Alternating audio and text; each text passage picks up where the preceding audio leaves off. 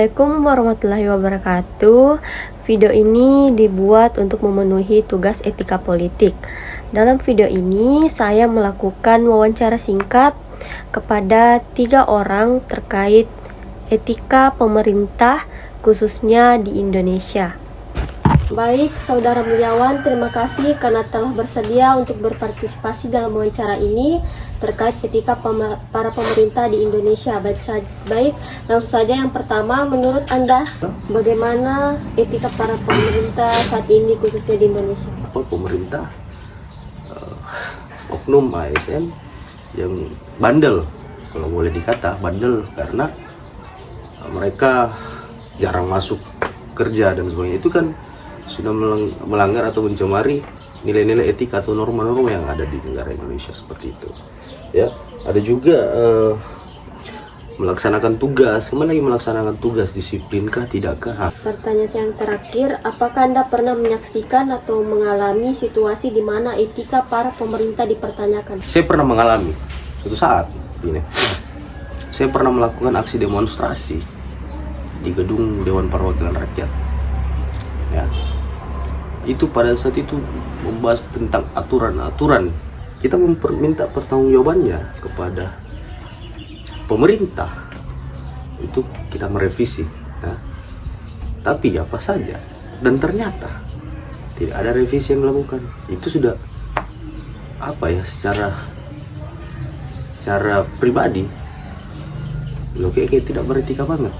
Pernah juga kita dapatkan janji-janji oleh sebuah instansi untuk merealisasikan ini, tapi janji itu tidak bisa dipertanggungjawabkan.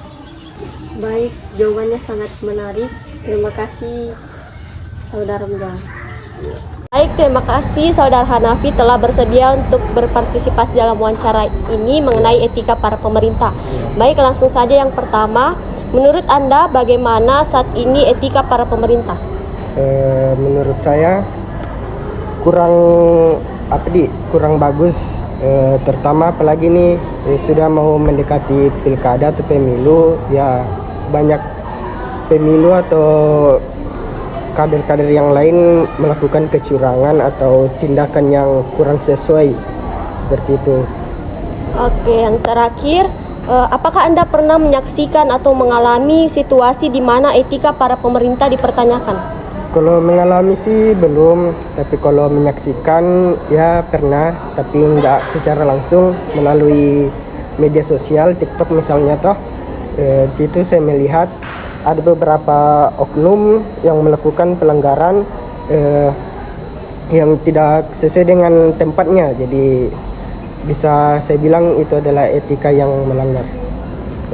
Terima kasih. Ya. Terima kasih Pak Supriyadi telah bersedia untuk ikut wawancara mengenai tugas mata kuliah saya. Jadi langsung saja yang pertama, menurut Anda bagaimana etika para pemerintah saat ini di Indonesia? Etika itu ada berapa macam. Yang perilaku baik atau yang mana? Ya, menurut tak bagaimana bisa? Kalau kemungkinannya banyak yang baik juga, banyak juga yang mungkin ada juga yang kurang baik.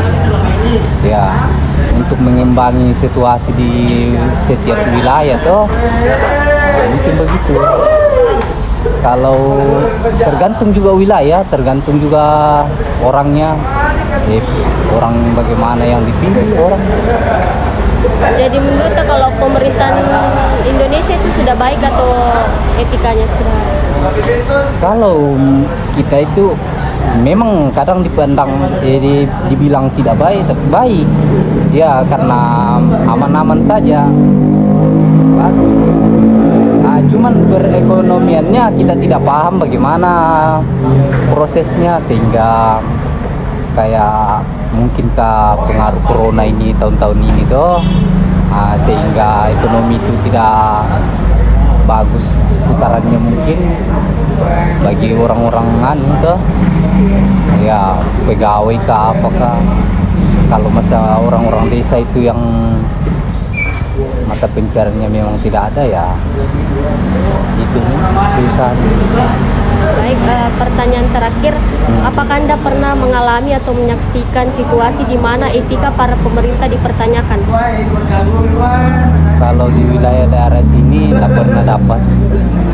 Ya, Oh iya. ya cuman bertanya-tanya seperti apa program presiden sekarang, ke pemerintahan sekarang.